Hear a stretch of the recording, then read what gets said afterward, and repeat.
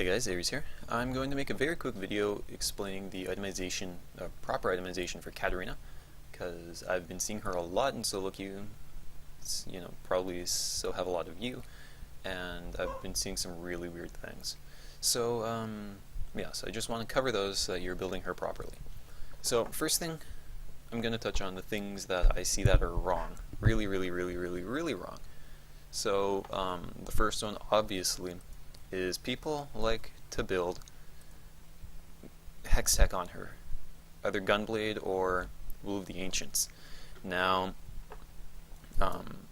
this is bad.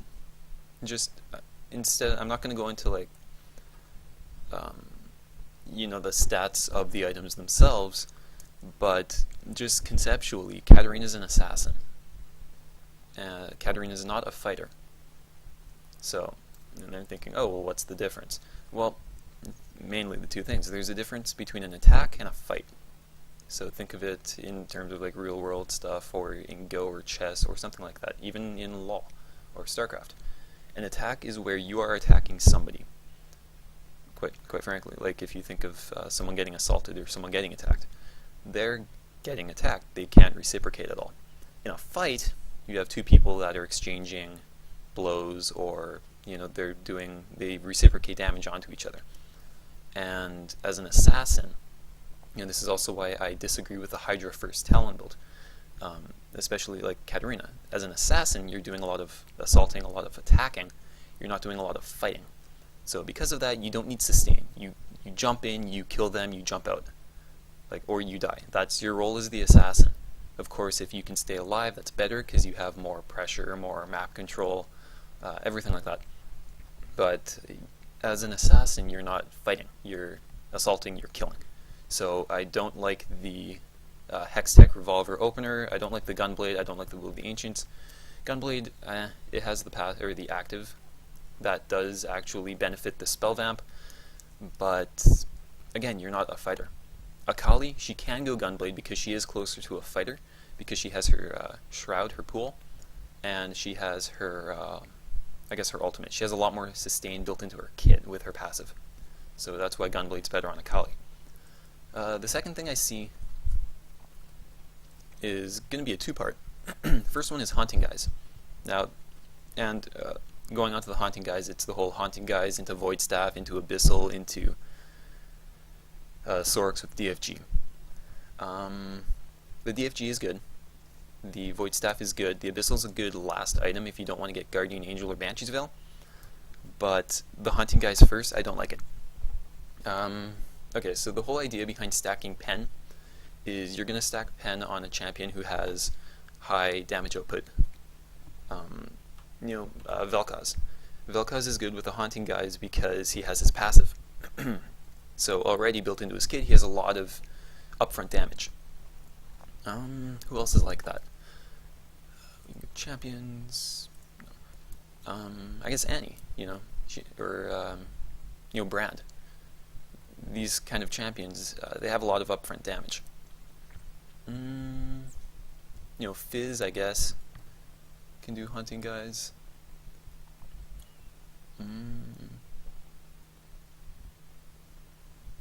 Orianna sometimes can go like Fiendish Codex Haunting Guys.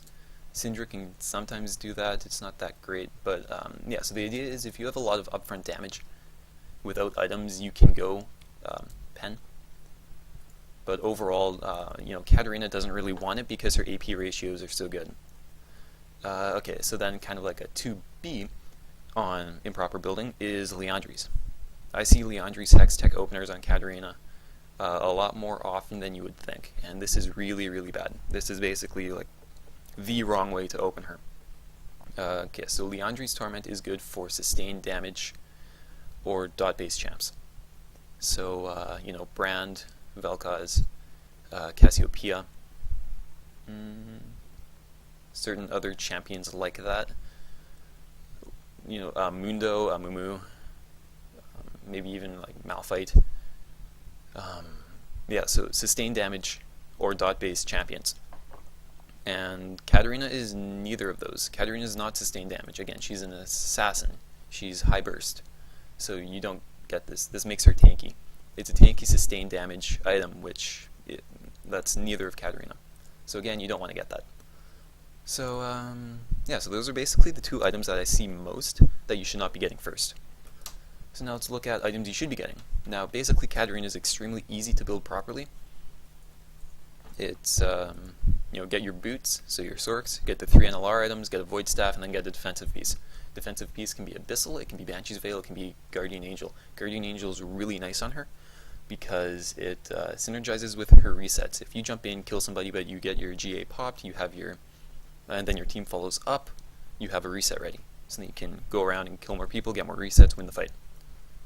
Abyssal is good against, if it's a mid AP, if it's a top AP, if their ADC isn't that fed, and if their jungler is either AP or a tank, you can get Abyssal.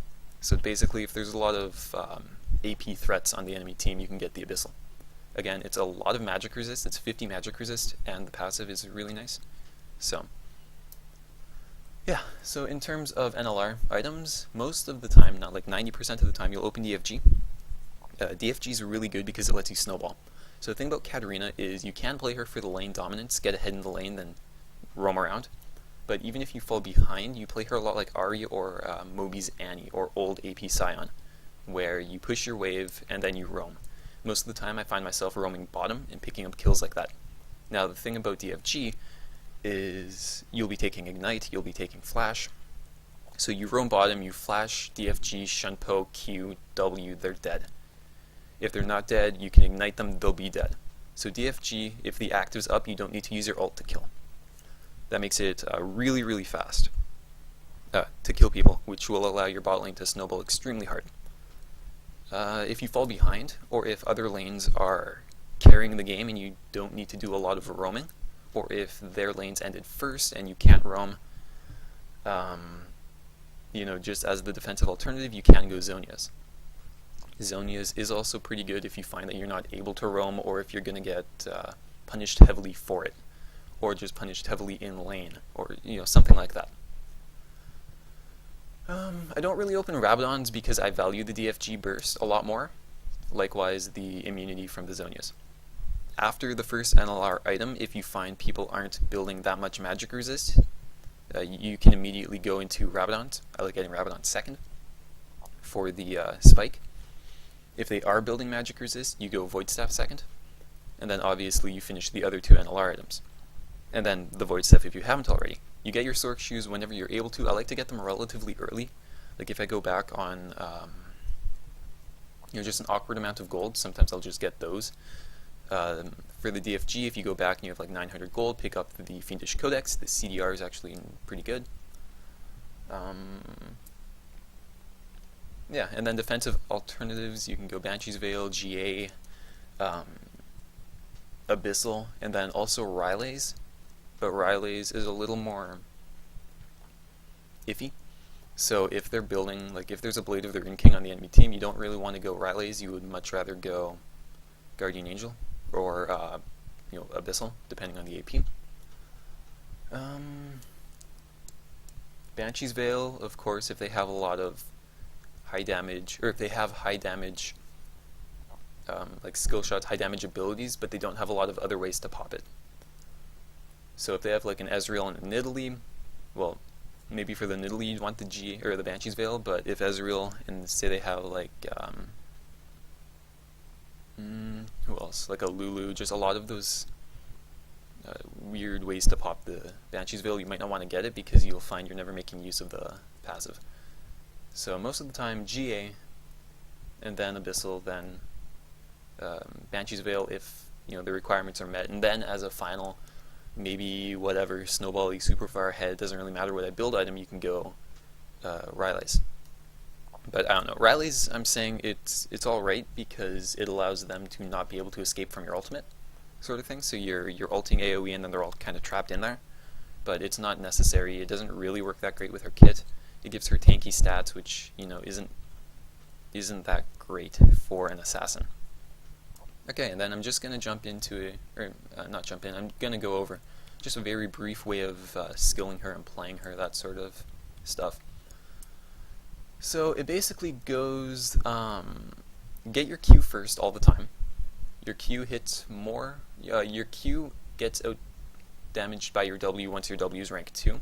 So right away, at the beginning of the game, level 1, your Q will deal more damage. It's also ranged, so that will allow you to last hit relatively easily. It also gives you the mark, so trades will be in your favor if you Q auto. But yeah, so it's more for the last hitting, and most of the time you're going to go Katarina into a ranged mid laner, so the range on the Q is really nice for farming. Second, you're going to get Shunpo, so that allows you to run forward, Q, auto, last hit, then Shunpo away. It also allows you to trade effectively for the 15% damage reduction. So that's actually pretty considerable. You can actually feel it if try and just in a custom game, whatever, take a tower shot, and then the next time take a tower shot and then Shunpo right before it hits you. You can actually notice the difference it makes. So within trades like that, I played a lot of Katarina versus Annie, and Katarina versus who else? Like Diana was Katarina's biggest counter back in Season 3. And just the amount of damage that Shunpo mitigates is pretty significant in the laning phase. And then it also gives you that mobility, so it saves you from a level 3 jungle gank. Level 3, of course, you're going to get your W. So again, this is really nice. And then level 4, if it's in a... There are two things to consider when skilling her Q or her W first. First is it a melee or ranged opponent in my mid lane? So most of the time, if it's a ranged opponent, you're going to be maxing your Q first so that you can safely farm from a distance or poke from a distance. Of course, that allows you to make more optimal trades. If it's a melee mid laner, again, go W. Your W will actually give you more damage than your Q. And it's more, I want to say, for sure damage, because your Q is, it bounces to the closest target. So it could sometimes RNG you. And then the other thing to consider about maxing her Q or her W is your Q is good for farming away from you, like farming away from your tower. Your W is good for farming close to your tower. So if you're farming under tower a lot, if you're pushed in a lot, you can max your W even if you're into a ranged mid laner. If you are pushing a lot, if it's a ranged mid laner, you can W, or you can max your Q rather. And yeah, so most of the time, almost all the time, I find myself maxing Q, just because of the matchups I'm played into, but she plays a lot better, a lot stronger, a lot earlier of a spike if you max your W first. So if you can, try to max your W, but if you're into a difficult lane, or if you're pushed... if you're into a difficult lane, or if you're pushed up a lot, you can max your Q. And then yeah, E last. And then in terms of a cancellation sort of thing with her kit, if you W right, like immediately after your E, before the animation finishes, you'll basically W right as you land instead of right after you land, which is, it just adds to the burst. Also, in terms of playing her, never fully channel your ultimate. If you, so most of the time the Katarina combo would be Q, E, W ult, and then ignite through that. Something to note is DFG has a longer range than any of your abilities, so you can DFG, Q, E, W ultimate, and yeah, so you basically want to use her abilities on cooldown, right when they come up for the resets. The thing about Katarina is its speed. You want to have high APM, and it's going to be like DFG, Q, E, W, ult, someone dies, Q, E, W, someone else dies, Q, E, W, someone else dies, Q, E, W, ult, and then everyone else dies. So, yeah, so it's more about actually using the resets off your other three abilities than it is just channeling your ultimate. Something to note is the AP stacking Katarina build deals a lot more damage than the pen stacking build for the reasons I mentioned at the beginning of the video. But yeah, so don't go Hextech, don't go Leandries, don't go Haunting Guys, don't stack pen. They're not things that synergize well with a champion like Katarina. So, just max NLR items, get your Sorks, get your Void Staff, and then get some defensive piece or an Abyssal Scepter. So, yeah, that's it for this video. Feel free to check the links at the bottom left. And in the description, subscribe, like the video, comment, all that stuff. And yeah, thanks for watching.